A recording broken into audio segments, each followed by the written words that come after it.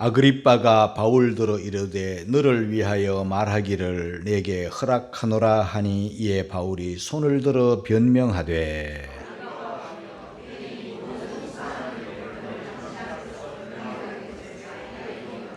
특히 당신이 유대인의 모든 풍속과 및 문제를 아심이니이다. 그러므로 내 말을 너그러이 들으시기를 바라옵나이다.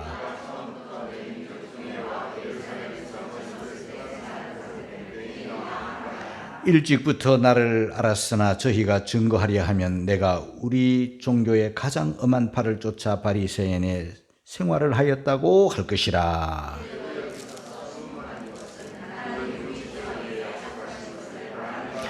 이 약속은 우리 12지파가 밤낮으로 간절히 하나님을 받들어 섬김으로 얻기를 바라는 바인데 아그리빠 왕이여 이 소망을 인하여 내가 유대인들에게 송사를 받는 것이니이다.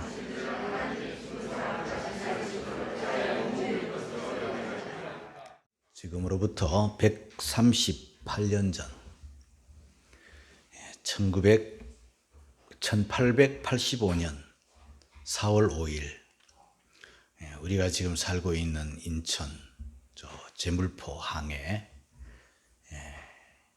배 한 척이 미국으로부터 왔습니다. 그 안에 언더우드 선교사가 배에서 내렸습니다. 아펜젤러 선교사 부부가 하선을 했습니다. 공식적으로 우리나라에 복음이 들어온 바로 그날입니다. 138년 전 부활절 아침이에요. 그 중에 아펜젤러 선교사는 그날의 감격을 선교 보고를 통해서 미국으로 알렸는데 그 내용이 남아 있습니다. 우리는 부활절에 이곳에 왔다. 그날 사망의 철창을 쳐부시고 부활하신 주님께서 이 조선의 결박을 끊어주시고 하나님의 자녀로 빛과 자유의 세계로 인도해 주시기를 나는 기도했다. 그랬습니다. 그때 복음이 들어온 이후 우리는 지금 빛과 자유와 행복을 누리게 되었습니다. 우리 예수님께서 살아계실 때 자주 죽으실 것과 부활하실 것을 말씀하셨기 때문에 예수님이 십자가에 못 박혀 죽으시고 난 다음 무덤 속에 장사 지낸 바 되었지만 본디오 빌라도는 행여나 있을 어떤 사건, 도난 사건이나 이런 것을 방지하기 위해서 무덤을 인봉했습니다. 총독의 이름으로, 빌라도의 이름으로. 여러분, 무덤을 인봉하는 경우는 아마 예수님밖에 없을 거예요. 그리고는 군사들을 풀어서 그 무덤을 지키도록 했습니다. 빌라도가 인봉하고 로마의 군인들이 무덤을 지키는 그런 가운데 예수님은 아랑곳 없이 부활이요 생명이신 예수님은 무덤을 여시고 죽음에서 사망에서 부활하셨습니다. 할렐루야. 여러분, 하나님이 하시는 이 부활, 밀려오는 밀물을 어찌 사람이 막을 수가 있겠으며 떠오르는 태양을 어찌 인간이 막을 수가 있겠으며 새봄을 맞아 새싹을 그리고 꽃을 피우는 이 봄의 계절을 인간이 어찌 막을 수가 있겠습니까? 부활은 인간이 막을 수가 없어요. 여러분, 우리 기독교는요, 예수님의 십자가와 예수님의 부활을 증거하는 거예요. 그 중에서도 부활이에요. 십자가만 있고 부활이 없으면 우리 기독교는 없어요. 그렇기 때문에 십자가와 부활은 우리 기독교의 튼튼하고 견고한 두 기둥이에요. 우리 기독교를 시작했고 기독교를 떠받치고 있고 앞으로도 유지케 할 두 기둥, 십자가와 부활. 우리가 오늘 아침에도 사도신경을 암송을 했습니다. 그냥 늘 습관적으로 우리의 고백을 계속 이렇게 매주 빠뜨리지 않고 합니다. 그런데 제일 첫 번째 고백은 성부에 대한 고백이죠.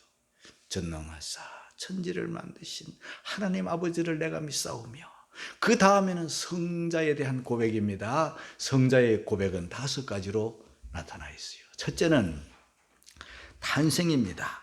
성령으로 잉태하사 동정녀 마리아에게 나시고. 좀 신비한 일이잖아요. 그죠? 동정녀, 성령 잉태. 인류 역사에 예수님밖에 없잖아요. 두 번째는 본디오 빌라도에게 고난을 받으사 십자가에 못 박혀 죽으시고. 죽으심이 두 번째예요. 십자가에 가장 깨끗하고 의로운 분이 가장 참혹하게 죽으셨어요. 세 번째는 장사한 지 사흘 만에 죽은 자 가운데서 다시 살아나시며 부활, 무덤을 여시고 사망을 깨뜨리시고 다시 살아나셨다. 네 번째, 하늘에 오르사 성천. 그 다음에 5번째, 하나님 우편에 앉아 계시다가 저리로서 산자와 죽은 자를 심판하러 오시리라. 재림. 이 5가지는요, 그 보편적인 게 아니에요. 다 신비 중에 신비예요. 탄생부터 다시 오실 때까지. 그 중에 부활이 있는 거예요. 오늘 우리는 그 부활절을 맞아요. 부활 때문에 우리 기독교가 시작이 되었고, 부활 때문에 우리 기독교가 존재하는 거예요. 오늘도 저와 여러분들이 부활절에 부활신앙을 가지고 주님을 예배하는 거예요. 부활신앙으로 우리 교회가 시작이 됐다니까요. 여러분, 우리 기독교는요, 빈 무덤을 자랑하잖아요. 이 세상의 모든 영웅 허굴들은 다 무덤을 가지고 있어요. 어떤 교주라도 다 무덤을 가지고, 또 무덤을 자랑합니다. 그 유명세에 따라, 그 권력에 따라 무덤이 커요. 그러나 우리 기독교는요, 빈 무덤을 자랑해요. 저는 제일 처음 성지 순례를 갔을 때 예루살렘 예수님의 무덤 앞에 딱 도착을 하고 깜짝 놀랐어요. 왜냐니까요, 사람들이 얼마나 많은지 줄을 막 그냥 한 줄로 꼬불꼬불하게 막 빽빽하게 서 있는데 줄지가 않아요. 우리도 이제 도착을 해서 우리 팀들이 줄을 딱 서가지고 있는데, 아이 세상에, 줄지가 않아요. 줄이 자꾸 줄어야 되는데 안 줄어요. 한참 기다리다가 도저히 안 되겠다. 아직까지 갈 곳이 많고 우리가 봐야 될 곳이 많은데, 그래서 물어봤어요. 이거 얼마나 기다려야 되느냐 하니까 짧아도 2시간이에요. 왜 그렇게 걸리냐 했더니 무덤 문이 좁고 한 사람만 들어가는 거예요. 한 사람 들어가고 그 안에는 조금 이렇게 여유 공간이 있지만은 돌아서 한 사람이 나오면 또 한 사람 들어가고, 이렇게 이걸 계속 하니 얼마나 시간이 많이 걸리는 거예요. 전 세계에서 거기에 몰려와가지고, 우리는 처음 갔으니까 얼마나 궁금합니까? 그 안에 한번 들어가 보고 싶은 마음이 있지만은, 그래서 물었어요. 저 안에 뭐 있어요? 그러니까 아무것도 없어요. 그 의논을 했습니다, 우리 팀들이. 그러면 할 수 없다. 여기에서 2-3시간 기다렸다가 다른 걸 구경 못하면 안 되니까 오후에 어떤 일정을 봐서 다시 오든 포기하자. 그래서 포기했어요. 포기할 때 우리가 결정을 내린 이유가 산자를 죽은 자 가운데서 찾느냐, 그 말씀이 생각나가지고 깨끗하게 포기했어요. 아깝죠, 아쉽죠, 궁금하죠. 사람들이 막 거기에 인산인해로 줄을 서고 있는데 우리는 그냥 돌아갔으니까요. 물론 그 다음에 좀 여유 있을 때는 와서 그 안에 들어가 보았습니다. 결국 빈 무덤이에요. 여러분, 빈 무덤일 뿐만 아니라 우리 기독교의 자랑은 뭐냐 하면 예수님의 뼈 하나 없는 종교예요. 왜? 부활하셨기 때문에. 뿐만 아니라 성천하셨기 때문에. 예수님 무덤도 없지만 뼈도 없어요. 사람은요, 다 뼈를 남기는 거예요. 우리 기독교는 뼈를 더 많이 남겨요. 왜냐하면 우리는 과거에부터 우리는 기독교는 매장을 많이 했기 때문에 그냥 뼈 그냥 그대로 있잖아요. 왜 불교는 화장을 하니까 아무래도 뭐 약한 뼈들은 뭐 다 타버리잖아요. 다 타버리고 이제 굵은 뼈들만 몇 개 이제 남아가지고 우리가 사람이 뼈를 이제 화장을 하면 뼈를 다 모으면 요만큼 되잖아요. 뭐 말은 한 줌이라 그래요. 한 줌.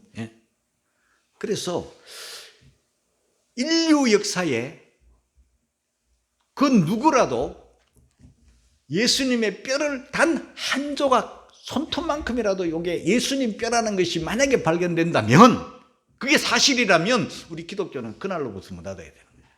없잖아. 그렇지 않아요. 그러니까 이 뼈라는 게 그렇게도 중요한 거예요. 우리 기독교는 빈 무덤, 뼈 없는, 뼈를 발견하지 못하는 거예요. 그러나 불교는 달라요. 불교는 뼈의 종교예요. 뼈. 그래서 이번에는 다른 부활절과는 달리 설교 준비에 내가 이렇게 스님들 설법을 많이 들어본 적이 없어요. 사리 연구를 많이 했어요. 이번에 아주 그냥. 그래서 서재실에서 스님들 그런 설법 이런 걸 듣고 있으니 우리 집 사람이 가끔씩 문 열어보면 나도 깜짝 놀라. 이거 뭐 설법을 듣고 있으니 이상하잖아요. 그래도 내가 연구를 해야 되기 때문에. 자, 여러분, 금년이 불기 2565년이에요. 2565년 전, 그때 우리 그 석가모니가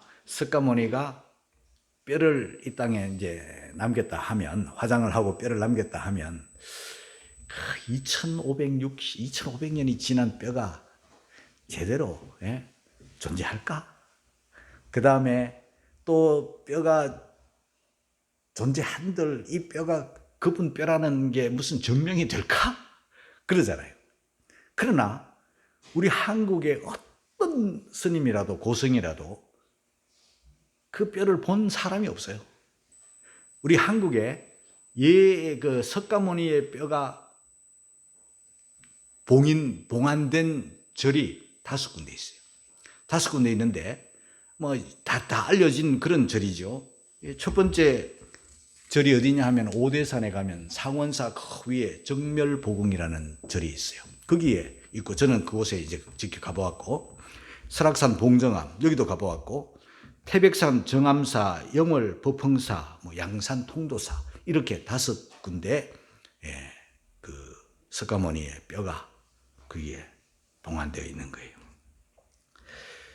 정멸보궁이라 하면 석가모니의 진신사리를 모신 법당, 그런 뜻이에요.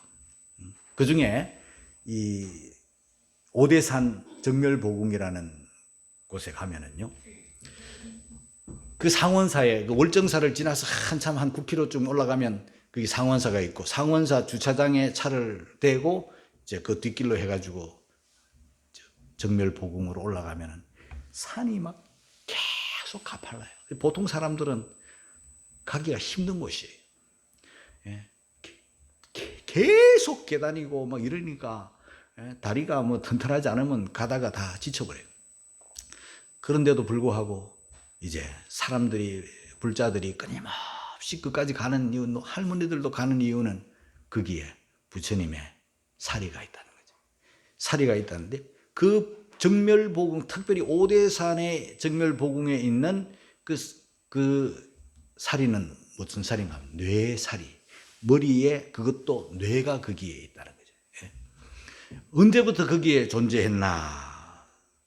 선덕여왕 당시, 선덕여왕이라는 사람은 6세기 사람이니까 지금으로부터 1400년 전이에요. 1400년 전에 이 자장 스님이라는 분이 저 중국 그 당시에 당나라에 가서 이제 부처님 사리를 많이 이제 얻어온 거예요.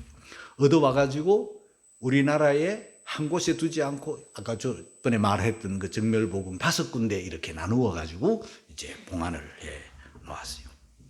근데 이 정멸복음의 특징이 뭐냐 하면 불상이 없어요. 모든 절에는 다 불상이 있잖아요. 그런데 정멸복음에는 사리가 어떤 불상보다 어뜸이니까 사리가 있으니 다른 불상이 필요 없다. 이래서 불상 없는 절, 사리만 있는 절로 그렇게 알려져 있습니다. 우리나라 이 사리계에 불교의 사리에 대해서 가장 권위자가 누구냐 하면 그 불교대학 승가대학의 교수인 그 자현 스님이라는 분이 한국에서는 사리 연구의 권위자고 또 월정사 교무과장으로 대학교 교수로 이제 가르치고 있는 그런 분인데 그분도 고백을 하더라고. 저도 한 번도 못 봤습니다. 그러는 거예요. 한 번도 못 봤어요. 그분 강의를 들어보니까 부처님이 이제 열반하시고 이제 그 시신을 화장을 하고 사리를 모았더니 사리의 양이 어느 만큼인가? 그분 말 그대로 빌리면 8섬 4말. 하나도 안 놀라시려 작정을 하셨어요. 8섬 4마리래. 뭐 이 도량이 옛날과 지금이 좀 차이가 있겠지만은 야 진짜 언뜻 들으면요 어떻게 뻥도 너무 센 뻥이잖아요. 근데 그게 먹혀 들어가요 불교인들한테는. 8섬 4마리 나왔는데 이것을 서로 가져가려고 아우성을 치는데 그래서 8나라에 이것을 다 나누어 준 거죠. 인도를 중심으로 스리랑카 뭐 등등 해가지고 이제 불교 국가에다가 그걸 원하는 나라, 그걸 부처님의 사리를 이제 8개로 딱 나누었는데 이제 흘러 그 중에 일부가 우리 한국에까지 그 자장 스님을 통해서 이제 왔어요. 그런데 우리나라 남쪽에는 그런데 저 휴전선 넘어 저 금강산이 있잖아요. 금강산 근봉사 거기는 또 유명한 게 뭐냐 하면 부처님의 치아가 보존된 치아 사리가 보존된 절이에요. 근데 임진왜란 때 이 일본 사람들이 그걸 불태우고 치아 사리를 다 훔쳐가 버렸대요. 그 이후에 사명대사께서 일본에 가가지고 돌려달라 해가지고 이제 가지고 왔는데 12과 치아 12개를 다시 일본으로부터 받아와가지고 거기다가 두었는데 도둑 놈들이 그걸 훔쳐가 버렸대. 그것도 보물이라고 훔쳐갔는데 꿈에 석가모니가 나타나서 네 이놈들 돌려줘라 이래가지고 또 돌려줬대. 그래가지고 돌아왔는데 15가가 있었는데 결국은 몇 개는 못 돌아오고 지금 8가만 지금 거기에 남아있는 거죠. 8과. 나머지는 행방불명. 몰라요. 자, 여러분. 이렇게 저 불교는 부처님 살이라면 껌뻑 죽는 거예요. 그런데 우리 기독교는 뭐예요? 우리 기독교는 빈 무덤. 뼈가 발견되면 우리 기독교는 없어져요. 예수님이 부활하셨기 때문에. 예수님이 성천하셨기 때문에. 오늘 우리는 예수님이 부활하신 그 부활절을 맞이했는데요. 역사학자 중에 유명한 토인비라는 학자는요. 자기가 역사는 가장 정확하게 가장 증거로서 기록을 하는 것이 특징이잖아요. 그래서 그의 연구, 역사 연구를 통해서 그가 고백한 것을 들어보면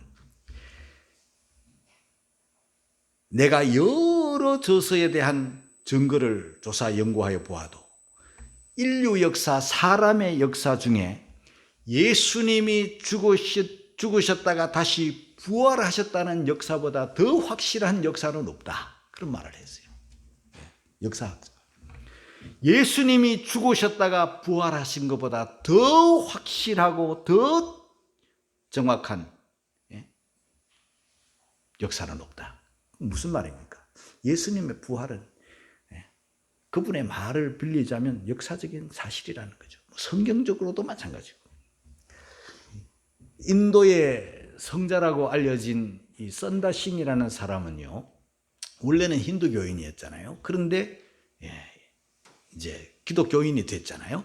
기독교인이 되고 영국에 왔는데 영국에서 한 대학 교수가 그분에게 질문을 했어요. 아니, 당신은 힌두교인인데 어떻게 기독교인이 되었습니까? 라는 질문에 그는 이렇게 말을 합니다. 부활하신 예수님이 살아계시기 때문입니다. 그렇게 말했어요. 기독교 이외의 모든 종교들은요, 죽은 종교, 죽은 사람, 죽은 뼈, 무덤 이런 거를 자랑하고 살지만 우리는 부활하신 예수, 빈 무덤, 뼈 없는 예수님, 이 땅에 예수님의 뼈가 없어요. 부활하시기 때문에. 사도들이 무엇을 하는 사람입니까? 사도들은 가장 복음의 핵심, 예수님의 죽으심과 부활을 증거하는 사람입니다. 예수님은 십자가에 죽으셨습니다. 예수님은 죽으시고 난 다음 사흘 만에 부활하셨습니다. 그걸 증거하기 위해서 이 땅에 사도가 존재하는 이유였습니다. 그 중에 사도 바울, 부활의 주님을 직접 다메섹 도상에서 만나고 난 다음부터 철저한 유대교가 철저한 기독교 신자로 바뀌어져서 부활을 증거하는데 1차 세계 전도 여행, 2차 세계 전도 여행, 3차 세계 전도 여행, 그 말은 전도 여행이지만 예수님의 십자가와 부활을 증거하는 여행이었잖아요. 그리고 난 다음에 그가 3차 전도 여행을 거의 마무리하면서 고백을 하셨죠. 예루살렘에 돌아가면 환난과 결박이 나를 기다린다 하시나 은혜의 복음 증거하는 일을 마치려 하면 나의 생명을 조금도 귀한 것으로 여기지 아니하겠다라는 고백과 함께 예루살렘에 들어와서 그야말로 유대인들에게 체포되잖아요. 유대인들에게 체포되었다기보다는 유대인들이 달려들어 부활을 증거하는 바울 죽이려고 할 때 큰 소요가 일어나고 큰 문제가 일어날 때 그때 그 소요 가운데 나타난 천부장이 바울을 보호하잖아요. 그리고 바울을 죽이려고 하는 사람들과 떼어놓고 격리해가지고 이 예루살렘에 두면 안 되겠다 해서 가이사랴로 압송을 하고 그때로부터 가이사랴의 감옥에 갇히는 거예요. 한마디로 말하면 부활을 증거하다가 감옥에 갇히는 거예요. 거기서 2년간이나 머뭅니다. 그런데요, 2년간 가이사랴 감옥에 머무는 동안에 손님이 한 사람 옵니다. 누가 오느냐면 유대의 왕이 오는 거예요. 아그리빠 왕이. 왜 오는가? 총독이 새로 부임했는데 베스도라는 총독이 왔어요. 새로 부임해 왔어요. 인사차 오는 거예요. 우리 한번 읽어갑니다. 25장 사도행전 25장 13절 시작. 수일 후에 아그리빠 왕과 버니게가 베스도에게 문안하러 가이사랴에 왔어. 참 슬픈 일이에요. 왕이, 유대의 왕이, 이스라엘의 왕이 로마 총독에게 문안 인사차 오는 거예요. 이게 거꾸로 돼야 되는 거예요. 총독이 왕에게 와야 되는데 이 허수아비 왕, 껍데기 왕, 이 무능한 왕, 로마에 빌붙어가지고 왕 노릇하는 왕, 아그리빠 왕, 그 왕이 총독에게 문안 인사차 오는 거예요. 그만큼 그 당시 유대 땅이 비참했다는 거죠. 왕은 있었으나 총독에게 문안하는 왕, 그 백성들이 그 왕을 믿고 어떻게 살겠어요? 예수님이 십자가에 못 박히실 때 총독은 본디오 빌라도죠. 그 다음에 본디오 빌라도가 끝나고 벨릭스라는 사람이 총독이 되었다가 벨릭스 다음에 이 베스도라는 사람이 이제 총독으로 부임을 하니까 아그리빠 왕이 거기 왔어요. 이때다 싶어가지고 이 베스도는 안 그래도 골머리가 앓는 한 사람이 있었는데 그 감옥 안에 바울이라는 사람이에요. 와서 보니 이미 감옥에 갇혀 있는 사람, 저 누구냐? 바울. 뭐 하는 사람이냐? 뭐 유대로부터 어쩌고 저쩌고 막 이렇게 해서 지금 감옥에 갇혀 있는데, 불러다가 신문을 해보고 조사를 해봐도 아니 로마법에 감옥에 가둬둘 만한 아무런 일도 없는데 로마의 황제에게 상소를 했기 때문에 로마로 보내긴 보내야 되는데, 야 골칫덩어리. 로마로 보내긴 보내야 돼. 무슨 죄명을 가지고 보내야 되잖아요. 뭐 로마에 반역을 했거나 로마에 무슨 해를 입혔거나 뭐 로마에 무슨 큰 잘못을 저질렀으면 로마로 보내는데, 뭐 도대체 뭐 때문에 지금 감옥에 갇혀 있는지, 아마 유대인의 문제로 여기에 와 있는 모양인데, 과거에 총독이 여기다가 이렇게 감금을 해놓은 모양인데, 풀어주고 싶어도 풀어줄 수도 없고, 로마로 보내려 하니까 무슨 죄명도 없고, 도대체 무슨 일인가 한 그때 아그리빠가 온 거예요. 됐다! 이 아그리빠한테 한번 물어보자. 그래서 아그리빠 왕과 버니게, 그리고 사람들이 천부장, 로마 총독까지 실세들이, 권력자들이 딱 있는데, 감옥에서 결박당한 채 바울을 불러낸 이 가이사랴 법정, 가이사랴 감옥 청문회장에서 사도 바울은 여전히 부활의 복음을 증거하는 거예요. 여러분, 예수 믿는 사람들은요, 아주 예수님의 부활, 그걸 믿고 그걸 증거하다가 가는 사람이에요. 자, 청문회 목적 한번 볼까요? 25장 26절입니다. 시작. 그에게 대하여 황제께 확실한 사실을 알릴 것이 없으므로 신문한 후 상소할 재료가 있을까 하여 당신들 앞, 특히 아그리빠 왕 당신 앞에 그를 내어 세웠나이다. 갇힌 까닭 부활, 지금 불려온 까닭 부활. 신문 중에도 계속 사도 바울은 부활 얘기만 하는 거예요. 오늘 이 청문회장의 주제가 부활이에요. 우리 기독교는요, 부활로 시작하고 부활로 진행하다가 우리가 다 부활할 것이에요. 할렐루야. 자, 이 부활을 증거하는 사도 바울, 얼마나 담대합니까? 여러분, 감옥이라는 곳은요, 정말 흉내라도 낼 필요도 없을 만큼 가고 싶지 않은 곳이잖아요. 전체 자유가 없으니까요. 감옥에 가 있는 사람 한번 생각해 보세요. 특히 사도 바울 같은 경우는 무슨 죄를 지은 것도 아니고, 거기에서 하루, 이틀, 한 달, 1년, 2년, 그렇다면 얼마나 바깥에 나가고 싶겠어요. 얼마나 자유를 얻고 싶겠어요. 그런데 이런 좋은 기회가 왔으면 자기의 무죄를 주장해서 나에게 자유를 주세요, 나 좀 나가게 해주세요라고 말할 수 있을 것 같은데, 전혀 그런 거하고는 상관이 없어요. 오직 그는 부활의 복음 전할 기회로만 삼는 거예요. 로마로 지금 왜 가려고 그러는 거예요? 형식적으로는 로마에 가서 상소해서 로마에서 재판을 받고 싶은 게 마음이었지만은요, 로마에까지 가서 복음 전하고 싶은 것이 지금 사도 바울의 마음이에요. 그래 안 가면 자기 돈 주고 가야 되잖아요. 그만큼 그는 때로에 어떤지 못 얻든지, 감옥에 갇혔든지 자유를 얻든지, 1년이든 2년이든 상관없이 그는 부활의 복음만 전할 수만 있다면, 그런 마음으로 꽉 차 있는 사람이 사도 바울이었어요. 얼마나 담대합니까? 이 부활 신앙을 가지고 있으니까 담대한 거예요. 이 세상 살아가면서 정말 무서운 사람들이 있죠? 죽음을 겁내지 않는 사람들이 얼마나 무섭습니까, 여러분? 죽기 살기로 덤비는 사람이 그거 감당하기 어렵습니다. 그런데 이 사람들보다 더 무서운 사람이 있으니 죽어도 부활한다. 이 부활 신앙을 가진 사람을 어떻게 사람이 우리를 감당할 수 있겠습니까? 우리 부활 신앙을 가진 사람들은 세상이 우리를 감당치 못하도다. 이 정도는 돼야 부활 신앙을 믿는 사람이에요. 부활 신앙을 믿는 사람들이 쫄아가지고 있으면 안 되는 거예요. 겁쟁이가 돼가지고 있으면 안 되는 거예요. 비굴해지면 안 되는 거예요. 부활 신앙 가진 사람은요, 우리 크리스찬의 자랑, 담대함이에요. 담대함을 버리지 말라. 부활 신앙을 가진 사람의 가장 두드러진 모습은 담대함. 그러면서 기회를 얻자. 뭐라고 말합니까? 사도행전 26장 2절입니다. 시작.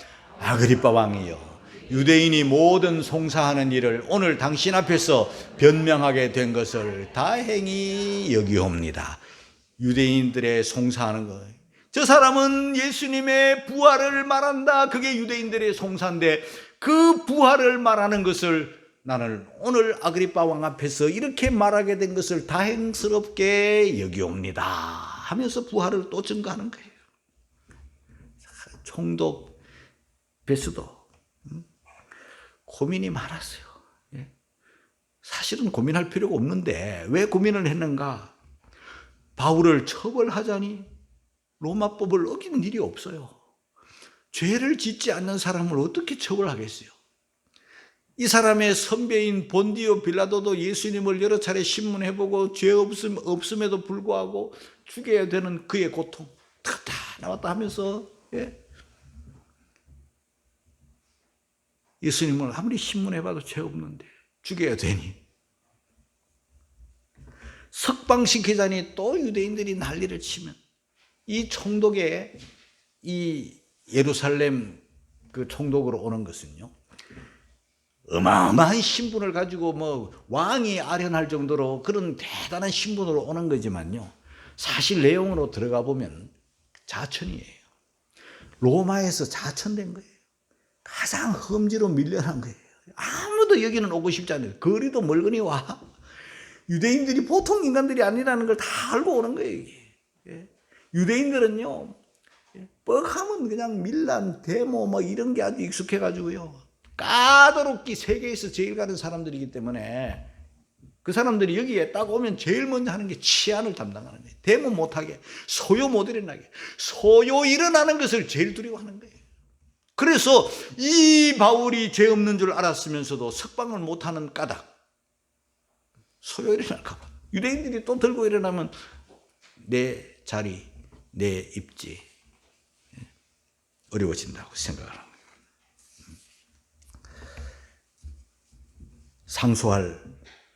상소할 죄목을 찾아야 되는데 우리 아그리빠 왕이 와가지고 신문을 해봐도 계속 그에 위해서는 부활만 자꾸 말하고 있으니 상소할 제목을 찾을 수 없어 지금 베스도는 고민입니다. 자, 거기서 이제 부활의 복음을 증거하는데요. 26장 6절입니다. 다 같이 시작. 이제도 여기 서서 신문 받는 것은 하나님이 우리 조상에게 약속하신 것을 바라는 까닭이니 내가 여기 있어서 신문을 받는 것은 우리 조상에게 하나님은 약속을 하셨어요. 그 약속이 뭔 약속? 메시아를 보내주시겠다는 약속이고 그 메시아는 죄를 대속하시려고 죽고 다시 살아나는 그 약속을 지금 말하고 있는 거예요. 7절입니다. 다 같이 시작. 이 약속은 우리 12지파가 밤낮으로 간절히 하나님을 받들어 섬김으로 얻기를 바라는 바인데 아그리빠 왕이여 이 소망을 인하여 내가 유대인들에게 송사를 받는 것이니이다. 그 조상 때부터 하나님이 말씀하신 그 메시아의 오심과 죽으심과 부활 때문에 그 소망을 메시아 소망을 가지고 있었는데 그 소망을 인하여 예수님의 오심과 사심과 죽으심 그리고 부활하심 그 소망 때문에 그걸 말하다가 지금 내가 송사를 받고 있습니다.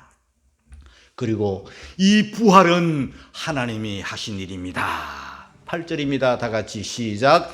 당신들은 하나님이 죽은 사람 다시 살리심을 어찌하여 못 믿을 것으로 여기나이까.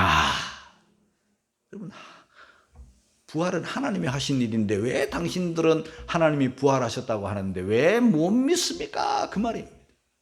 전능하신 하나님이 천지를 창조하신 하나님이 우리를 대속하시려고 그 아들을 이 땅에 보내시고 죽게 하시고 죄 사함 받게 하시고 다시 살아나신 그 사실을 왜 당신들은 못 믿을 것으로 여기나이까? 여러분 전능하신 하나님, 천지를 만드신 하나님을 믿는다면 그 약속 메시아 보내실 것을 말씀하신 그 약속을 믿는다면 그분이 오셨고 사셨고 죽으셨고 부활하실 것 당연히 믿어야 마땅하지 않습니까? 그걸 말하는. 그러니까 그 말을 다 듣고 있던 베스도가 한마디 합니다. 26장 24절 25절 시작. 바울이 이같이 변명하며 베스도가 크게 소리하여 바울아 네가 미쳤도다. 내 많은 학문이 너를 미치게 한다 하니 바울이 가로되 베스도 각하여 내가 미친 것이 아니요 참되고 정신 차린 말을 하나이다. 공부를 많이 해서 미쳤다고 생각하는 거예요. 그러나 정신 차린 말을 합니다. 아그리빠 왕은 또 어떻게 반응을 합니까? 28절입니다. 시작. 아그리빠가 바울더러 이르되 네가 적은 말로 나를 권하여 그리스도인이 되게 하려 하는도다. 네가 아무리 복음을 전하고 네가 아무리 메시아를 전하고 네가 아무리 부활을 전해도 나 안 믿어. 그 소리. 29절 결론입니다. 다 같이 시작. 바울이 가로되 말이 적으나 많으나 당신뿐 아니라 오늘 내 말을 듣는 모든 사람도 다 이렇게 결박한 것 외에는 나와 같이 되기를 하나님께 원하노이다 하니라. 할렐루야. 사랑하는 성도 여러분, 오늘 부활절을 맞이했습니다. 사도 바울이 이렇게 감옥에 갇히면서도 부활을 외쳤던 것처럼 우리도 부활신앙을 가지고 부활을 증거하면서 승리의 소망 가운데 우리들이 되시기를 주님의 이름으로 축원합니다.